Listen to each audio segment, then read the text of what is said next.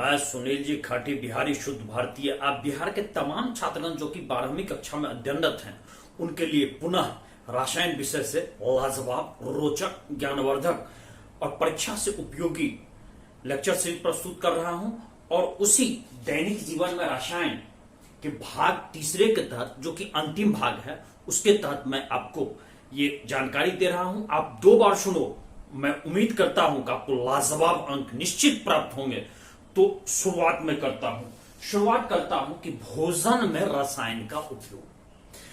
भोजन में रसायन का उपयोग प्रायः परिरक्षण मीन्स उसको अधिक से अधिक दिन तक खाने योग्य देने के लिए आप सॉस ले लो, चटनी ले लो, आप मिठाई ले लो, डब्बा बंद मिठाई ले लो, कई महीनों तक उसका इस्तेमाल किया जा सकता है।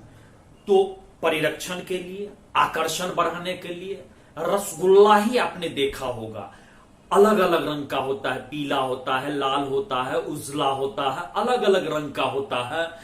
इस तरह का आप देखिएगा अलग अलग रंग, उसमें आकर्षक रंग डालने के लिए, फिर पौष्टिक गुणवत्ता बढ़ाने के लिए, जैसे किसी में प्रोटीन की, विटामिन की मात्रा बढ़ाने के लिए, इन सब में हम रसायन का उपयोग करते हैं। अब शुरुआत करते हैं कि खाद में तो कुछ चीज मिलाते हैं। तो क्या क्या महत्वपूर्ण चीज मिलाते हैं तो जरा देखिएगा। खाद रंजक कहते हैं रंग को। तो खाना में अलग अलग रंग आप देखिएगा, मिठाई में अलग अलग रंग, बारात में गए होइएगा तो अलग अलग रंग का मिठाई देखे होइएगा। तो उसको मधुरक और सुरुचिक, मधुरक कहते हैं कि जैसे शुगर फ्री इसको मिलाते हैं। शुगर फ्री यदि आपने ना देखा है तो देखिए, ये है शुगर फ्री। शुगर फ्री इसमें आप देखिएगा कि एक जैसे मैं आपको उदाहरण देना चाहता हूं, तो आप देखिए इस शुगर फ्री में एक छोटी सी गोली होगी, ऐसी एक छोटी सी गोली ऐसी है। और यदि इसको चाय में डाल दीजिएगा तो बहुत ही मीठी हो जाती है चाय, और इससे नुकसान भी कम होता है। तो ये शुगर फ्री इस तरह की गोली। और आप ध्यान रखिए, इस शुगर फ्री की इतनी ही पैक की दाम लगभग 80 रुपए है। इसमें 100 गोलियां आती हैं। तो शुगर फ्री भी डालते हैं ताकि लोगों को शुगर से नुकसान भी ना हो, जिनको डायबिटीज है, जिनको इस तरह की चीनी की बीमारी है, उनको नुकसान भी ना, उनको मिठास भी मिले। तो ये और खनिज, विटामिन, ये सब अमीनो अम्ल की मात्रा को हम बढ़ाने के लिए भी इसका इस्तेमाल करते हैं।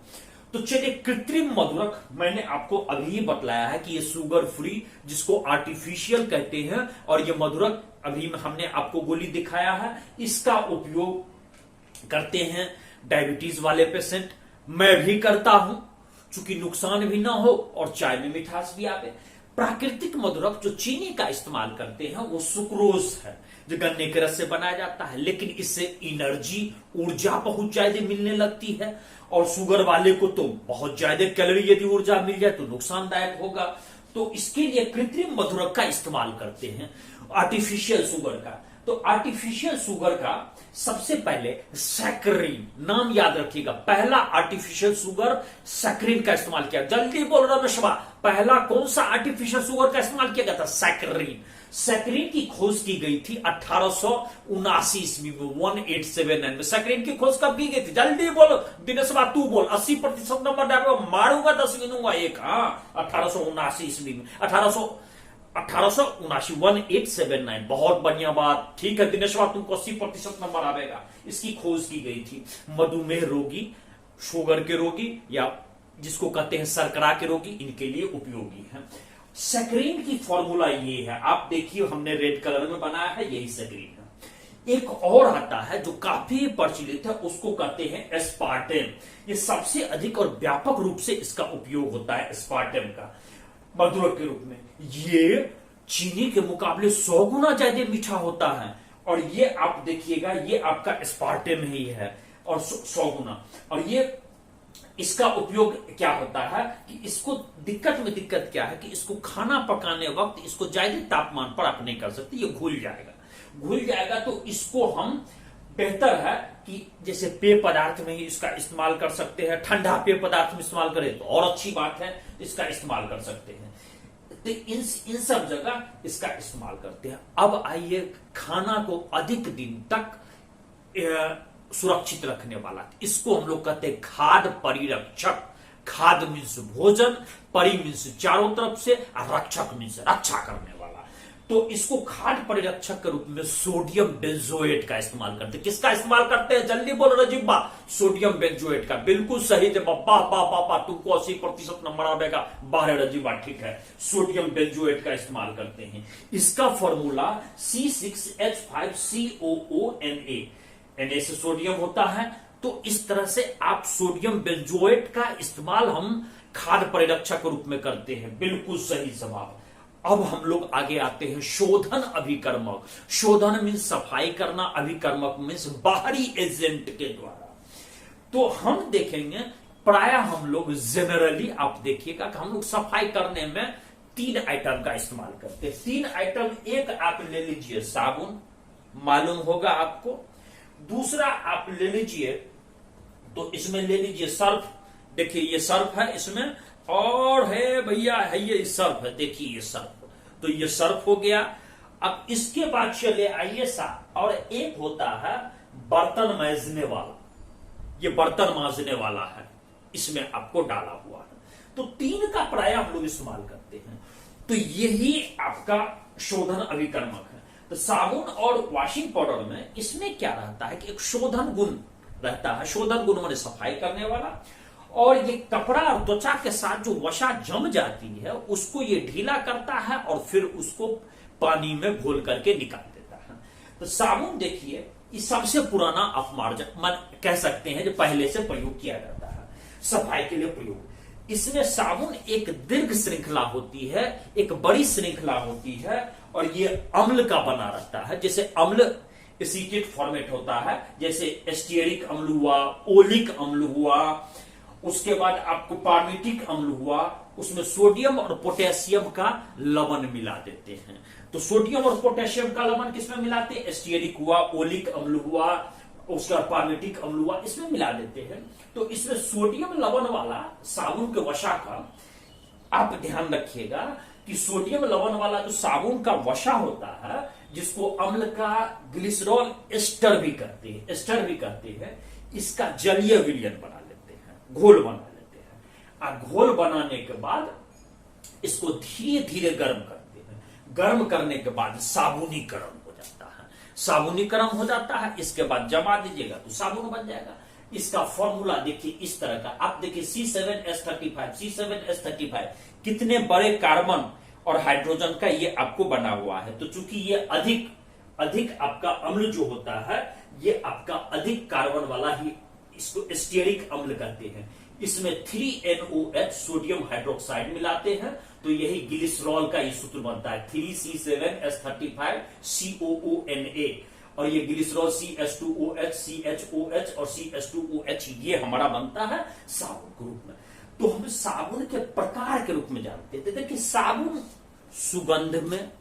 सुगंध अलग अलग होता है, तो उसके सुगंध और रंग के अनुसार हम साबुन को अलग अलग जनरली हम लोग पहचानते हैं, डिटेक्ट करते हैं। इसमें आप देखिएगा लिरिल साबुन होगा, हरा होगा।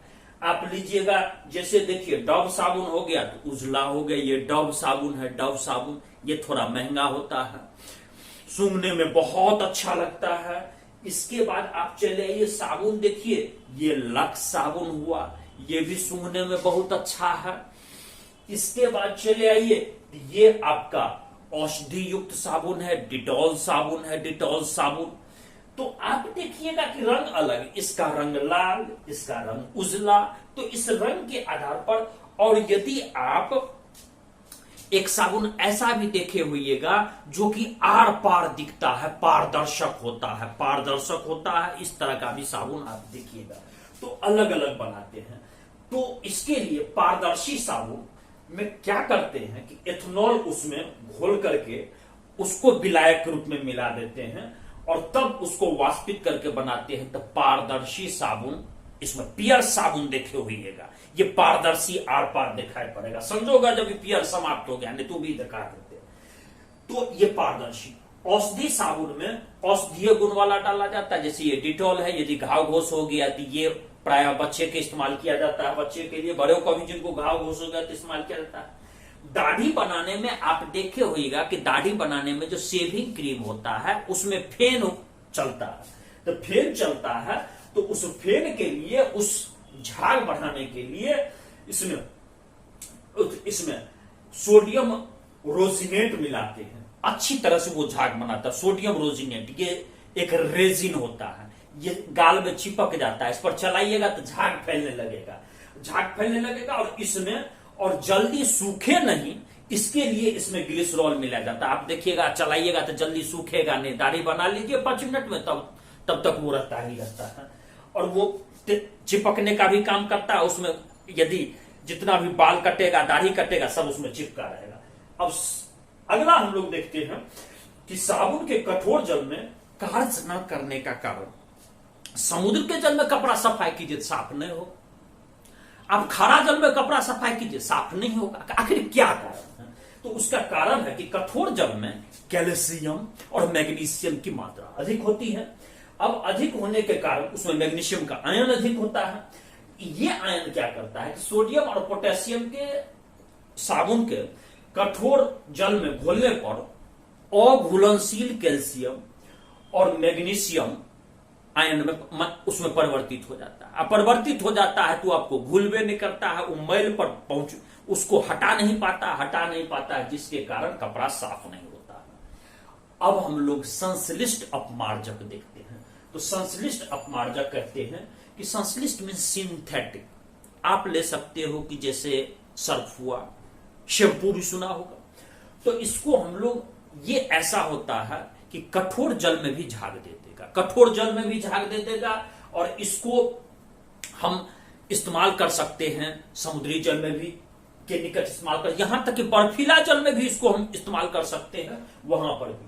अब बर्तन धोने में, इसमें जैसे देखिए बर्तन धोने के लिए हम इस्तेमाल करते हैं, तो इसमें क्या होता है कि आयनिक प्रकार के कुछ ऐसे होते हैं कि आयनिक रूप में मिलाया जाता है, और फिर इसमें से आपको, जब ये आप बर्तन में लगाइएगा तो तेल और वसा, जो तेल फैट के रूप में जमा होगा लोहिया या कड़ाही में, वो निकल जाएगा। वो आयन उसके साथ मिल जाता है और वहां बह जाएगा, निकल जाएगा। इस तरह से आपका दैनिक जीवन में रसायन का ये अंतिम भाग 3 समाप्त हुआ, और मैं सुनील जी खाटी बिहारी आपसे यही इजाजत लूंगा। लेकिन पुनः मैं आग्रह करूंगा कि आप बिहार में कहीं से भी तैयारी करते हो, चाहे पटना से, आरा से, दरभंगा से, सीतामढ़ी से, मुजफ्फरपुर से, बंका से, कहीं से भी, कटिहार से, अररिया से, सहरसा से, कहीं से तैयारी कर रहे हो रे भैया, सुनील जी खाटी बिहारी यूट्यूब चैनल तोहर अपन चैनल है, और इसको सब्सक्राइब करो, एकरा सब्सक्राइब कर लियो, एकरा सब्सक्राइब करिया बढ़िया अंक पावी। ई तोहार के अधिकार बा, फ्री बा, निःशुल्क बा, एमे नइखे कोई रुपया लागी। तो एक इसको अहां सबको कोई रुपया नहीं लागत, इसमें किसी भी तरह का पैसे नहीं लगेगा। मैं पूरी बिहार के भाषा में बोलना चाहता हूं, और आप इसका लाभ उठाओ, 1 बार 2 बार सुनो, और आपको अच्छे अंक आएंगे। पुनः मैं आपको बहुत जल्दी अगले लेक्चर सीरीज में मिल रहा हूं। जय बिहार, जय भारत।